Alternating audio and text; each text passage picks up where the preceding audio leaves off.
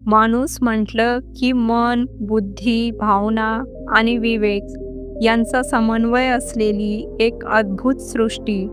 सर्व माणसे सारखीच जन्म घेतात. कोणीच हसत समाधानासह जन्माला येत नाही.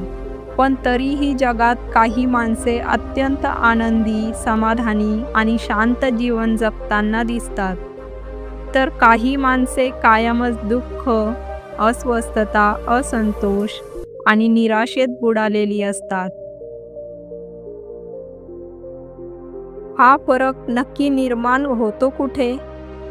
हे समजून घेणे गरजेचे आहे. प्रत्येक माणूस जन्माला येतो तेव्हा तो कोऱ्या पाटीप्रमाणे असतो. कोणाच्याही हातात ना संपत्ती असते, ना विद्वत्ता, ना सुख-दुःखाची जाणीव. पण जसजसा जीवनाचा प्रवास सुरू होतो, तसतशी व्यक्ती घडत जाते.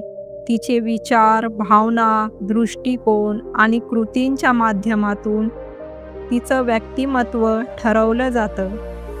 जन्माने माणूस होणं हे निसर्गाचं काम असतं, पण जगण्याची गुणवत्ता ही माणसाच्या स्वभाव, दृष्टिकोन, विचारसरणी आणि आत्मज्ञानावर अवलंबून असते. आनंदी माणसे ही परिस्थितीवर नव्हे, तर आपल्या दृष्टिकोनावर नियंत्रण ठेवतात. त्या कोणत्याही प्रसंगात समाधान शोधतात, तर दुःखी माणसे अडचणींमध्ये केवळ तक्रार करतात. काही जण मनशांतीसाठी ध्यान साधना, सकारात्मक संगत आणि आत्मपरीक्षण करतात, तर काही जण भूतकाळाचे ओझे, द्वेष, ईर्ष्या किंवा लोभ यामध्ये अडकलेले असतात. मनाचा व्यायाम न करणाऱ्यांना जसा राग, चिंता, भीती लगेच ग्रासते, तसंच अंतर्मन घडवलेले लोक आपले मानसिक संतुलन सहज टिकवतात. आपल्याला समाजात 2 प्रकारची माणसं सतत दिसतात. एक अशी जी सतत आनंदी, शांत, समाधानात राहतात. अगदी अडचणींच्या वेळीसुद्धा त्यांचं मन स्थिर असतं. आणि दुसरी अशी जी कायम तक्रारीत, अस्वस्थतेत आणि दुःखात जगते. ह्या दोघांमध्ये असा मोठा फरक का असतो? हा प्रश्न अनेकांच्या मनात येतो. खरं सांगायचं तर ह्या फरकांचं मूळ बाह्य परिस्थितींमध्ये नसून अंतःकरणात दडलेलं असतं. आनंदी माणसं कोणत्याही परिस्थितीला संधी म्हणून पाहतात. त्यांना संकटांमध्येही शिकण्याचं कारण दिसतं. उलट दुःखी माणसं एखाद्या प्रसंगात फक्त अडचण, त्रास किंवा इतरांची चूक शोधतात. विचार सकारात्मक असतील तर आयुष्य आपोआप हलकं वाटतं. काही लोक ध्यान, साधना, वाचन किंवा सत्संगाच्या माध्यमातून आपले मन मजबूत करतात. ते स्वतःला ओळखतात, स्वीकारतात. त्यामुळे बाहेरचं वादळ त्यांना सहज हलवू शकत नाही. दुसरीकडे अनेक जण आपल्या मनाच्या भावना, राग, लोभ, भीती यांना नीट समजून घेत नाहीत. त्यामुळे छोट्या गोष्टींनी सुद्धा ते अस्वस्थ होतात. दुःखी माणसांमध्ये अपेक्षा खूप असतात. लोकांकडून, परिस्थितीकडून, जीवनाकडून. या अपेक्षा पूर्ण न झाल्या की त्यांना अपयश वाटतं. आनंदी लोक स्वीकार करतात. जे आहे ते आहेच आणि त्यातूनच पुढे कसे जायचे हे पाहतात. दुःखी लोक सतत इतरांवर दोष टाकतात. माझं आयुष्य असं झालं कारण असं म्हणणारे स्वतःच्या अंतर्मनात डोकावतच नाहीत. आनंदी लोक स्वतः जबाबदारी घेतात. त्यांच्या आयुष्यात अडथळे असतातच, पण ते त्या अडचणींना शिकवण म्हणून पाहतात.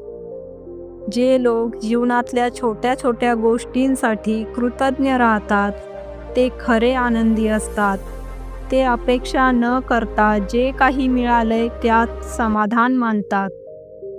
तर मित्रांनो, आपण जाणून घेऊया, आनंद ही एक केवळ मानसिक अवस्था आहे, जी साधनांनी नव्हे तर साधनेने मिळते.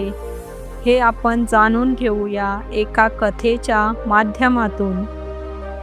एकदा भगवान बुद्ध आपल्या शिष्यांसह एका सुंदर निसर्गरम्य ठिकाणी विश्रांतीसाठी थांबले होते. त्या ठिकाणी एक निर्मळ नदी वाहत होती. पक्ष्यांचे मधुर पूजन होत होते आणि वातावरण शांत प्रसन्न होते. सर्व शिष्य ध्यानात मग्न होते, परंतु एक तरुण शिष्य सतत विचारमग्न होता. त्याच्या चेहऱ्यावर अस्वस्थता स्पष्ट दिसत होती. बुद्धांनी त्याला बोलावले आणि विचारले, बेटा, तुझ्या मनात काही विचार आहेत का? तू चिंतेत का दिसतोस? शिष्य म्हणाला, भगवन, मला एक प्रश्न सतावत आहे.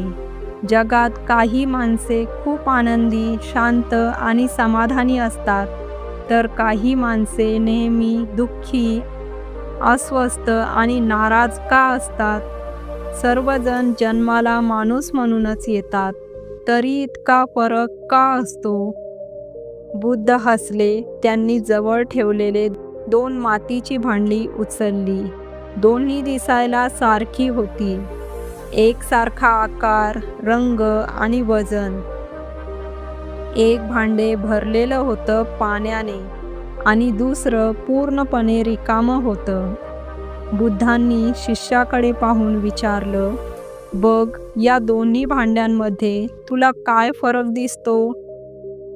शिष्य म्हणाला, एक भांडे भरलेलं आहे आणि एक कोरडं आहे.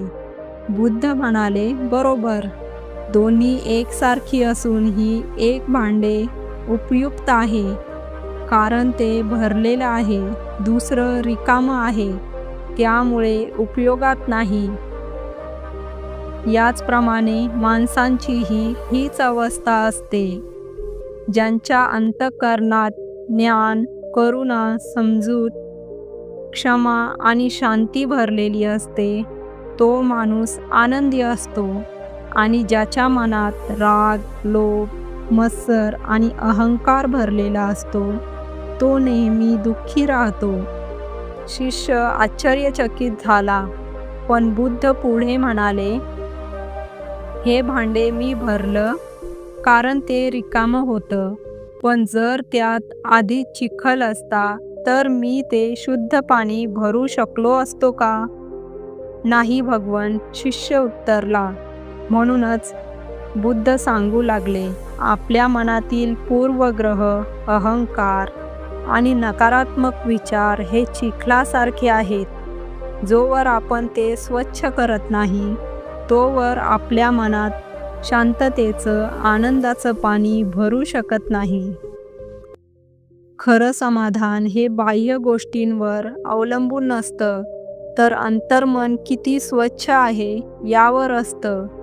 शिष्याने डोळे मिटले आणि त्याचं मन जणू आतून उजळून निघालं.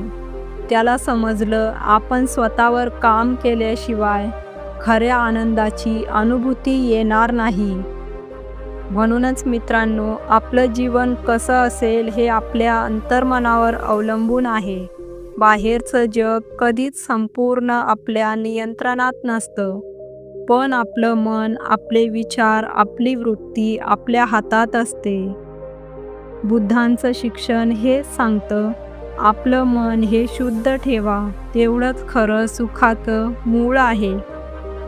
मित्रांनो, जन्माने माणूस होणं सहज शक्य आहे, पण आनंदी माणूस होण्यासाठी अंतःकरण निर्मळ असावं लागतं.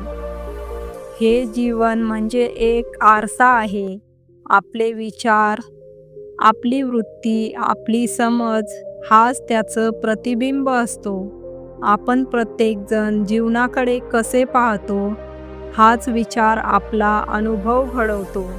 म्हणूनच सर्वजण माणूस म्हणूनच जन्मतात, पण कोण आनंदी आणि कोण दुःखी असेल हे त्यांच्या विचारांवरच आणि जीवनशैलीवरच ठरतं.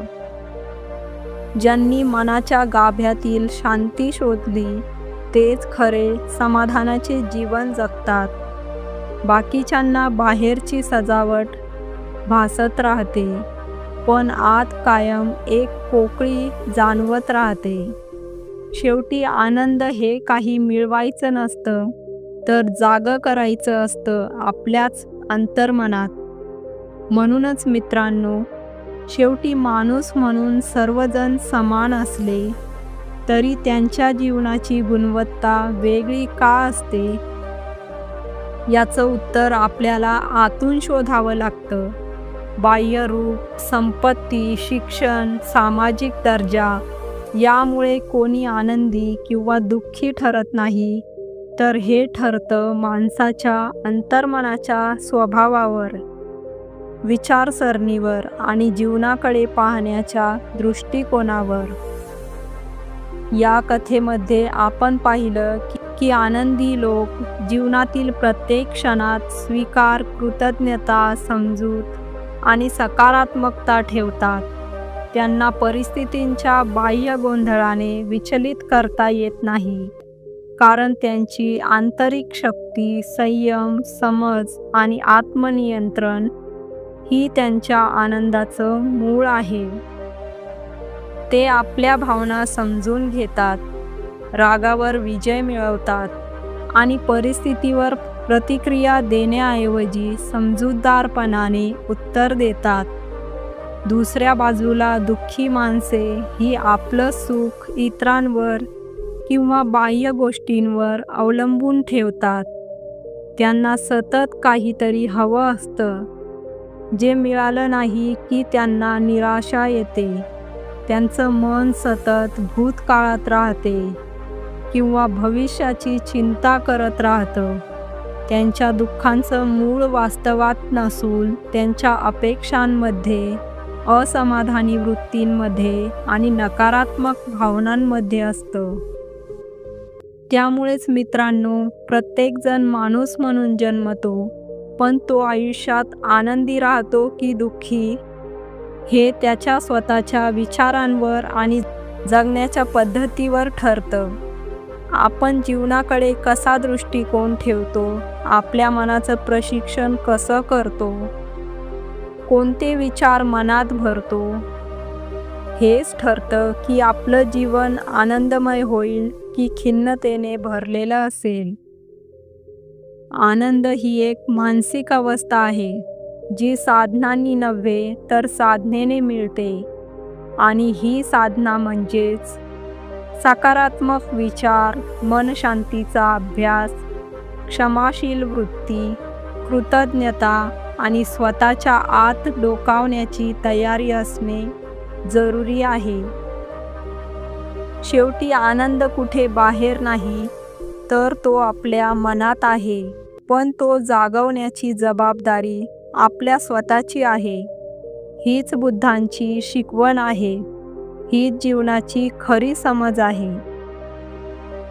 तर मित्रांनो, तुम्हाला ही कथा कशी वाटली कमेंट सेक्शनमध्ये कमेंट करून आम्हाला नक्की सांगा, आणि कथा आवडल्यास लाईक करून आपल्या मित्र व परिवारास नक्की शेअर करा।